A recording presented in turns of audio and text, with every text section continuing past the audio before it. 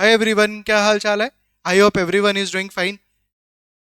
सबसे पहला, काफ़ी स्टूडेंट ने मेरे को व्हाट्सएप करके थैंक यू लिखा है कि सर आप ये जो revision lectures in the form of question series डाल रहे हैं यूट्यूब पे, बहुत ज़्यादा हेल्प हो रहा है।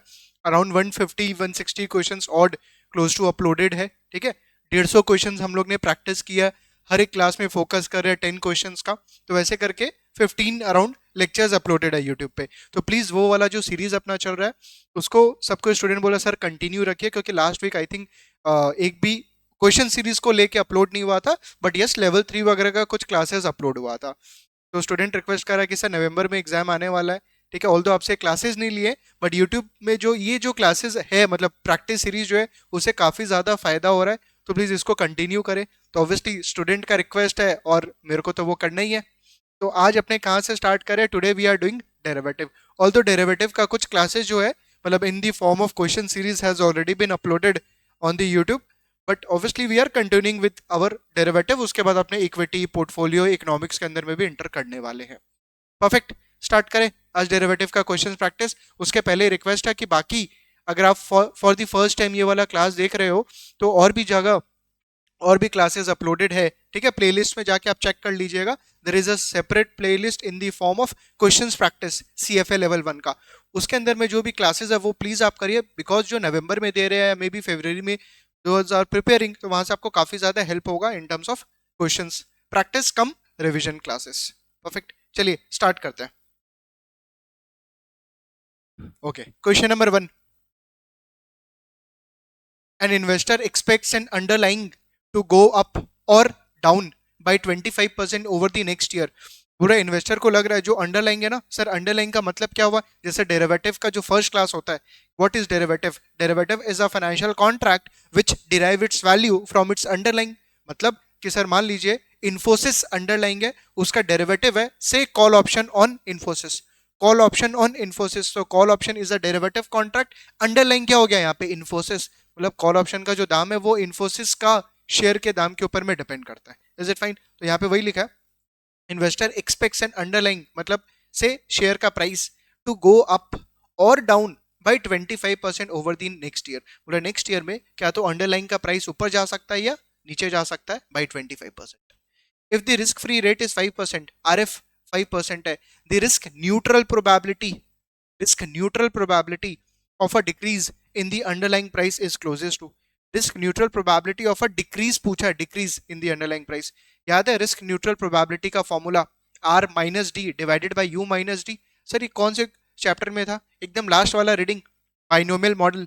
लास्ट वाला रीडिंग बाइनोमियल मॉडल, वहां पे था रिस्क न्यूट्रल प्रोबेबिलिटी अपसाइड जाने का वर्सेस डाउनसाइड जाने का। तो अपसाइड जाने का अपने लेते थे r minus D divided by U minus D, और फिर अपने जो डाउन साइड है, मतलब अपसाइड का आ गया तो डाउन कैसे निकालेंगे? 1 माइनस अपसाइड का प्रोबेबिलिटी। आपसे डिक्रीज का पूछ रहे हैं, एकदम स्ट्रेट फॉरवर्ड क्वेश्चन है। करें, आरएफ दिया हुआ है एंड इंक्रीज और डिक्रीज का भी दिया हुआ है। Question number 1। एक बार थोड़ा सा बैकग्राउंड देने के लिए डायग्राम ड्रॉ कर रहा हूं, otherwise sums point of view से बिल्कुल भी रिक्वायर्ड नहीं है। कि सर मान लीजिए शेयर का दाम अगर 1000 है, तो सर शेयर अप जा सकता है, डाउन जा सकता है, राइट? 25% up, 25% down. तो सर 25% अप गया अगर next year, what could be the expected price? 25% of 1000 will be 250, तो 1000 250। और अगर डाउन गया तो 25% ऑफ 1000 250, 1000 माइनस 250 750। अगर मान लो एक बार के लिए एक्सरसाइज प्राइस है यहाँ पे 1100, एक्सरसाइज प्राइस इज 1100, तो कॉल से पे ऑफ कितना आएगा? सी यू 1250 माइनस 1100 150, और डाउन से ये तो लैप्स, क्योंकि शेयर का price is less than strike price, call will what? Lapse. याद आ रहा है बाइनोमियल मॉडल में ऐसा अपने किए थे। ठीक है, तो यहाँ पे मेरे को अपसाइड का प्रोबेबिलिटी एंड डाउन साइड का प्रोबेबिलिटी अपने निकालते हैं। तो क्वेश्चन के अंदर में ये पूछा है, this is the question. Probability, risk neutral probability is equal to R minus D divided by U minus D. R क्या बोला है यहाँ पे? How much is R? Risk free rate 5%, उसका फैक्टर लेंगे 1.05। डाउन साइड इज 25%, 25% का negative factor will be 0.75। Is it fine? Negative 0.25%, 1 minus 0.25, sorry percentage नहीं, 1 minus 0.25 0.75 divided by U minus D. Upside is 25%, 25% का फैक्टर 1.25 माइनस डी 0.75, कितना आएगा बताना। तो 1.05 minus 0.75, STO 1, 1.25 minus 0.75, STO 2, 1.25 minus 0.75, STO2, RCL 1 divided by RCL 3, RCL 2 sorry, 0.6 आ रहा है। तो sir अब जाने का 0.6 है, तो डाउन साइड जाने का कितना है 0.4। क्वेश्चन में क्या पूछा था आपसे, डाउन साइड, ठीक है, चेक करा देता हूं एक बार। If the risk free rate is 5%, the risk neutral probability of a decrease in the underlying price is closest to 0.25 wrong, 0.4 yes, 0.6 wrong। अब क्या होता है ना, कोई बच्चा हड़बड़ में रिस्क न्यूट्रल प्रोबेबिलिटी निकाला 0.6 और वो ऑप्शन में चेक करेगा, जाके ऑप्शन में दिखेगा 0.6, ऑप्शन नंबर सी को टिक कर देगा, बट ये रॉन्ग है। क्यों? क्योंकि आपको यहाँ पे क्या फोकस करना है, डिक्रीज के लिए पूछा है, अप साइड के लिए 0.6 तो डाउन साइड के लिए 0.4। चीज समझ में आ रहा है कि कहाँ पे एकदम बोलते हैं ना सिली मिस्टेक होने का प्रोबेबिलिटी, यहाँ पे ये ऐसा क्वेश्चन है कि तुम कैलकुलेशन करने के बावजूद हो सकता है गलती कर दे, तो प्लीज क्वेश्चन को शांति से पढ़ना है। Next question number 2, which of the following factors effects the option price when using a binomial model. कौन सा factors in the given option effects the option price? Option number A risk free rate, yes it effects the option price. Option price effect करता है ना, कि जैसे for example मेरे को यहाँ पे कॉल का दाम निकालना है, तो मैं कैसे निकालूंगा, C0 कॉल का दाम आज निकालना है, तो सर जो अपसाइड है 150 ये पे ऑफ है, इनटू अपसाइड जाने का प्रोबेबिलिटी 0.6 प्लस डाउन साइड गया तो पे ऑफ 0 इनटू 0.4 जो कि 0 ही होगा, डिवाइडेड बाई 1 प्लस RF, अगर मान लो 1 ईयर का है, क्या है RF 1.05। तो क्या सर अपने यहाँ पे RF यूज नहीं कर सकते हैं कॉल ऑप्शन का प्राइस के लिए? बिल्कुल, RF से सर कॉल ऑप्शन का प्राइस इंपैक्ट होता है, यस होता है। RF rate, yes. Option number B, level of investors risk aversion, no. Option price यहाँ पे in case of binomial model it is not affected with the help of, sir investor risk averse है या risk neutral है या risk seeker है। Third, expected return of the underlying, बोले expected return of the underlying, उससे होता तो है expected return of the underlying, जैसा जो underlying है उसका प्राइस expected return, मतलब ये बोलना चाह रहा है क्या 25% अप या 25% डाउन, क्योंकि ये अगर चेंज हुआ तो सर ये चेंज होगा, ये चेंज हुआ तो सर ऑप्शन प्राइस भी चेंज होगा। तो वैसे तो option number C is also correct, but पूछा क्या था, which of the following factors affects the option price, which of the factors affects the option price when using a binomial model. Risk free rate तो 100% correct है, expected return of the underlying उससे भी effect होता तो है, but यहाँ पे question के लोग ना थोड़ा सा लैंग्वेज को वो करना चाहिए था, बेटर करना चाहिए था, which of the following factors is used directly for the calculation of option price, then risk free rate would have been correct, ठीक है। बट अपने यहाँ पे रिस्क फ्री रेट ही लेंगे अभी, क्यों? क्योंकि यहाँ पे बोला which of the following factors affects the option price using a binomial model, तो obviously expected return is also correct, but RF क्या होता है, डायरेक्टली इंपैक्ट करता है, मतलब you use RF to calculate what option price, PV करता है ना, you do the present value of that, ठीक है। for that reason I am choosing option number A, otherwise expected return obviously option price को effect करेगा, क्योंकि sir expected return अगर मान लो यहाँ पे 25% की जगह 30% होता, तब तो सर ऑप्शन का दाम जो है वो चेंज हो जाता।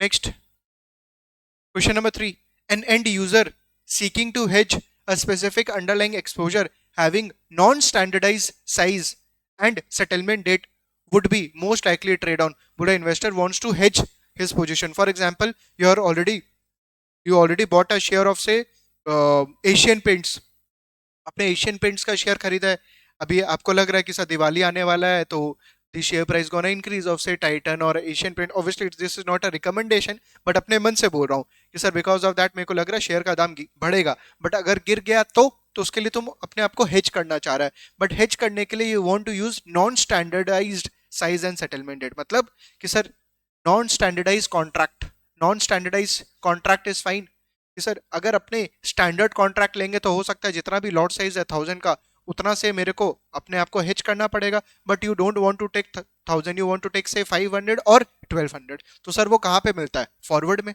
वो कहाँ मिलता है, ओवर द काउंटर मार्केट के अंदर में, इज इट फाइन? तो आपको साइज भी अलग चाहिए और सेटलमेंट डेट भी अलग चाहिए, तो अब तो उसे नॉन स्टैंडर्ड कॉन्ट्रैक्ट में एंटर करना पड़ेगा। Would most likely trade on a futures contract, wrong, because futures के अंदर में settlement date is fixed and the contract is what, standardized contracts. Over the counter derivative market, yes. Exchange traded derivative market, no. Over the counter derivative market, option number B is correct. Non standardized size and settlement date. Question number 4. All else being equal, if the up gross return increases in a one period binomial model, the risk neutral probability of an upward price movement of the asset will, okay, और अगर यहाँ पे जैसे अपने बोल रहे थे ना, like while calculating the probability, right, risk neutral probability, I'm telling कि सर अगर मान लीजिए यहाँ पे u बढ़ जाता है, अपसाइड u बढ़ जाता है, ठीक है, if the up gross return increases in one period binomial model, the risk neutral probability of an upward price movement of the asset will decrease, remain the same, increase. अगर u बढ़ जाता है तो सर इस पे क्या impact होगा? It's very easy. अगर ये बढ़ जाएगा, न्यूमरेटर में u बढ़ जाएगा, तो ऑब्वियसली डिनोमिनेटर आपका गिर जाएगा। इफ डिनोमिनेटर फॉल्स तो ऑब्वियसली सॉरी उल्टा बोल दिया क्या, u बढ़ने बोला है ना ये लोग। If the up gross return increases, risk neutral probability के लिए पूछ रहा है, हाँ। तो अगर मान लो u था मेरा 10 और d था मेरा 8, मन से ले रहा हूं, अगर ये 10 के जगह 11 हो गया तो 11 माइनस 8, तब तो ये बढ़ जाएगा, हाँ। 10 माइनस 8 2 था, उसके बाद क्या हो गया, 11 माइनस 8 3 हो गया, तब तो सर डिनोमिनेटर क्या होगा, बढ़ेगा। डिनोमिनेटर अगर बढ़ेगा, if denominator increases, overall denominator increases, तो risk neutral probability will what, decrease. Straightforward question है तो पूरा u बढ़ रहा है, what will be the impact on the risk neutral probability, it will decrease. Option number A is correct.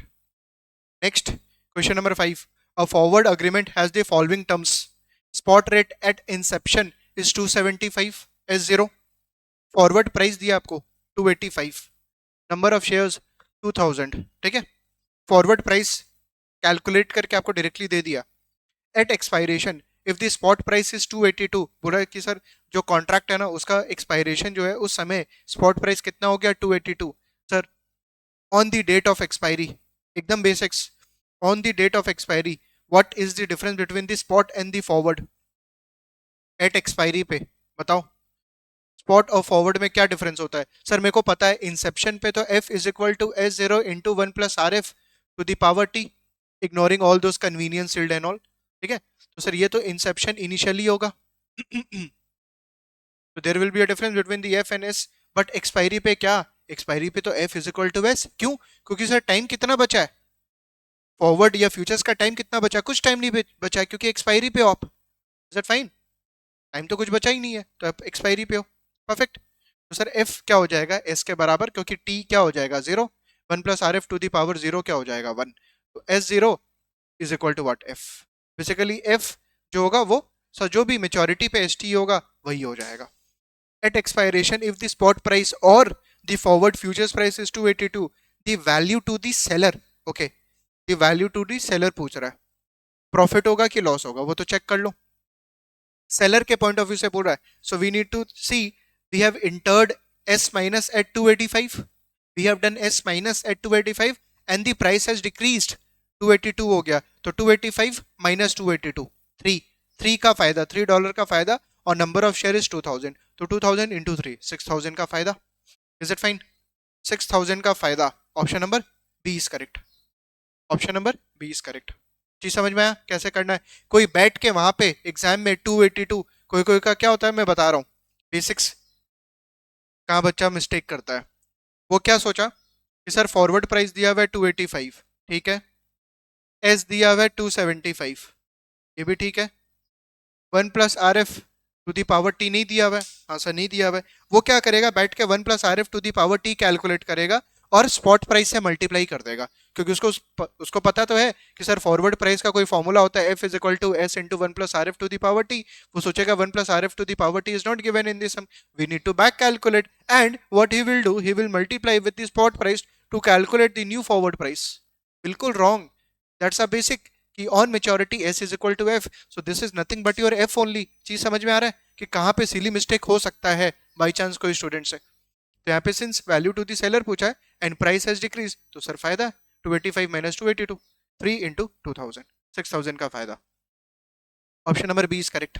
Next question number 6, a trader a trader sells a call option on a stock index, ठीक है, से इन्फोसिस का call option sell किया है with a strike price of 2400 for 25, okay, C minus किया है 2400 पे and he has received premium of 25। तो sir since he has sold call option, इसको कब लॉस होगा, कब लॉस होगा? If the underlying increases from 2400, share price जो है वो 2400 को ब्रेक करके ऊपर गया तो उसको लॉस होगा। बट सर 25 का प्रीमियम भी रिसीव किया हुआ, 25 का प्रीमियम भी रिसीव किया हुआ, याद रखना। तो 2400 के ऊपर जाते लॉस स्टार्ट नहीं होगा, बट 2425 के ऊपर गया तब लॉस होना स्टार्ट होगा। 2425 is fine, 2400 plus 25। The value of a 1 point move in the index is $1, at expiration the stock index is trading at 2450। ओ बोला सर ऑन मेच्योरिटी जो इंडेक्स का वैल्यू है, स्टॉक इंडेक्स का वैल्यू वो कितना पे?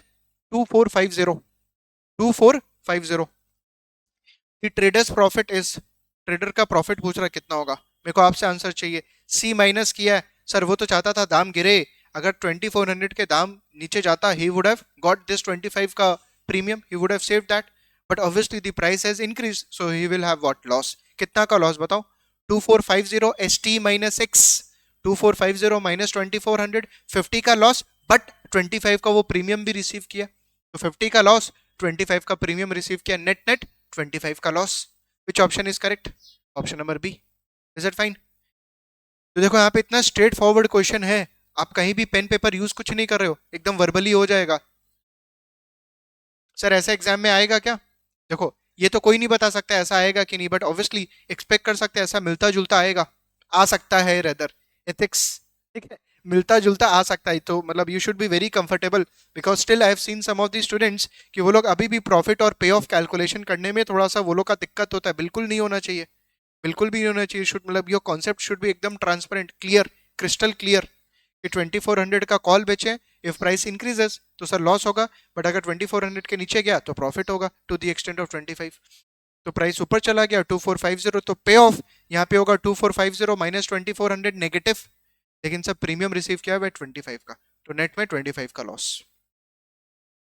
Next question number 7, an investor buys a call for 5.75, C plus किया, C plus bullish, call for 5.75 मतलब इतना प्रीमियम पे किया होगा, that has a strike price of 130, तो 130 स्ट्राइक प्राइस का कॉल ऑप्शन बाई किया है, ठीक है, और 5.75 पे किया है। If the value at expiration for this call is 17.8, value at expiration for this call, अच्छा अब इस बार तुमको एक्सपायरी का मतलब एक्सपायरी पे अंडरलाइन का दाम नहीं दिया है, बट ये दिया है कि जो 5.75 है ना उसका दाम हो गया 17.8, 5.75 का call has become 17.8, the price of the underlying at expiration is closest to, उल्टा क्वेश्चन पूछ रहा है इस बार।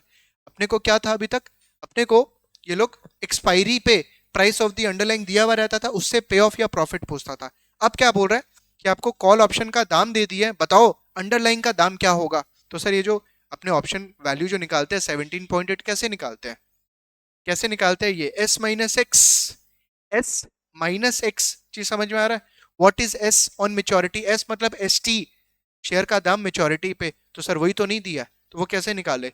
स्ट्राइक प्राइस दिया 130 plus 17.8, is it fine? Strike price plus 17.8, वहां से क्या निकल जाएगा मेरा? प्राइस ऑफ द अंडरलाइन कितना होगा? 130 plus 17.8, 147.8। Option number C is correct. Sir question number 7 थोड़ा सा क्लियर नहीं हुआ, दिखा देता हूँ। अपने यहाँ पे बोल रहे हैं पे ऑफ जो होगा in case of call option S T minus x, what is this पे ऑफ? ऑप्शन का premium,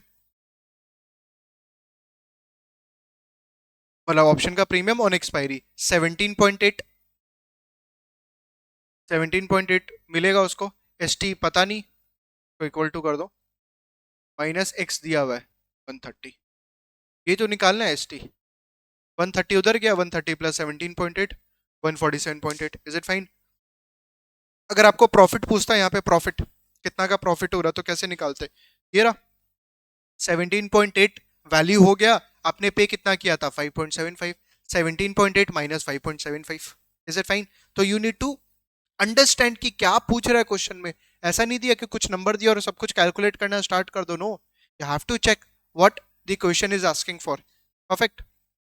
next question number 8, an investor buys a put option, put for 6.90, put option क्या होता है? Downside for 6.9, that has a strike price of 130, तो 130 का P plus किया है, ये प्रे कर रहा है भगवान जो अंडरलाइन का दाम है वो 130 से नीचे चला जाए, बट 130 से सिर्फ नीचे जाने से नहीं चलेगा क्योंकि उसने पुट प्रीमियम भी दिया है, ठीक है, पुट प्रीमियम भी दिया है। If the value at expiration for the underline is 120, बोला कि भगवान सुन लिया और अंडरलाइन का दाम कर दिया 120, the profit at expiration, profit पूछ रहा है एक्सपायरेशन पे, तो क्या होगा? 130 पे अपने पी प्लस किए ना, 130 पे we have done P plus S T, 120 हो गया सर फायदा कितना का? 10 का, बट दिस इज नॉट फायदा, दिस इज पे ऑफ, ये आपको मिलेगा, बट आपने पी प्लस के टाइम पे कुछ पे भी किया है 6.9, this is P zero, premium pay किया ना, ये तो संक कॉस्ट है, तो कितना का फायदा? 10 minus 6.9, 3.10, this will be your profit, ये आपका प्रॉफिट होगा। It fine? 120, 10, 3.1, 3.1। अगर सर पे ऑफ पूछता तो पे ऑफ, तो 130 minus 120, option number B would have been correct. तो तुमको ऐसा नहीं है कि तुम बाई चांस कहीं पे 130 माइनस 120 किया और उसके बाद ऑप्शन चेक किया, देखा ओ 10 मैच हो रहा है, चलो option number B is correct. No, आपको प्लीज देखना है कि क्या क्वेश्चन पूछा है, whether they are asking for profit और whether they are asking for payoff. Option number C is correct here. Next question number 9, an analyst gathers the following information about three portfolios, each consisting of two derivatives on the same underlying. Bola, there are three portfolios, portfolio 1, portfolio 2, portfolio 3, and each portfolio consists of two positions, two derivative. तो forward position long किया है, position option में long call किया, अच्छा double bullish. देखो portfolio 1 में forward भी by किया और कॉल भी बाई किया है, दोनों बुलिश। पोर्टफोलियो 2 फॉरवर्ड लॉन्ग किया बुलिश, लॉन्ग पुट किया है बियरिश। पोर्टफोलियो 3 फॉरवर्ड को सेल किया है बियरिश, लॉन्ग कॉल किया बुलिश। क्वेश्चन देखते हैं, all else being equal which portfolio will benefit from an increase in the price of the underlying. Very straightforward, बोला sir क्या चीज में which portfolio will benefit, which portfolio will benefit, अच्छा बोला कि sir किसमें फायदा होगा अगर प्राइस ऑफ द अंडरलाइंग बढ़ता है, दाम अगर बढ़ जाता है, तो सर पोर्टफोलियो 1 में लॉन्ग में फायदा, लॉन्ग कॉल में फायदा, यस। पोर्टफोलियो 2 में लॉन्ग में फायदा बट लॉन्ग पुट में सर नुकसान, नुकसान कैसे? अगर प्राइस बढ़ जाता है तो sir put option will expire but आपका maximum profit will be to the extent of option premium, is it fine? Long put P plus करके रखा है ना, सॉरी पी प्लस किया है, अगर प्राइस ऊपर गया तब तो पुट ऑप्शन लैप्स, तो आपका जो पुट प्रीमियम गया था वो तो लॉस हो जाएगा। अरे मेरे को लगा पुट सेल किया है लोग, बट यहाँ पे लॉन्ग पुट किया है, तो अगर स्ट्राइक प्राइस के ऊपर प्राइस चला जाता है पुट ऑप्शन लैप्स, और आपने जो पुट बाई करने के टाइम पे प्राइस पे किया था वो आपके लिए खर्चा, तो पोर्टफोलियो 2 में तो लॉस हो गया, मतलब फॉरवर्ड में फायदा बट पुट में नुकसान।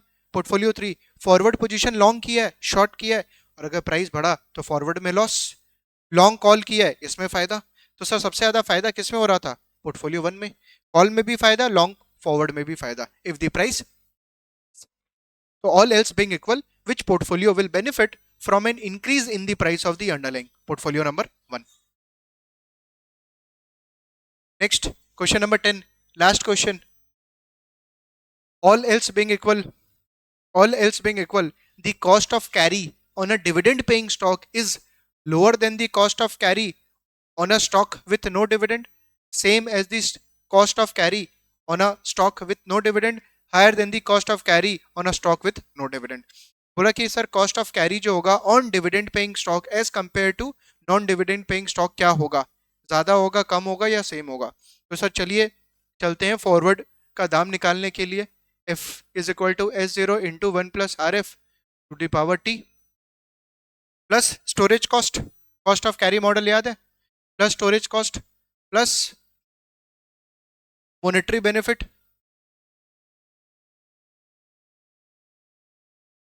सर अगर आप शेयर कैरी करते हो तो सर आपको मॉनेटरी बेनिफिट मिलेगा डिविडेंड के फॉर्म में।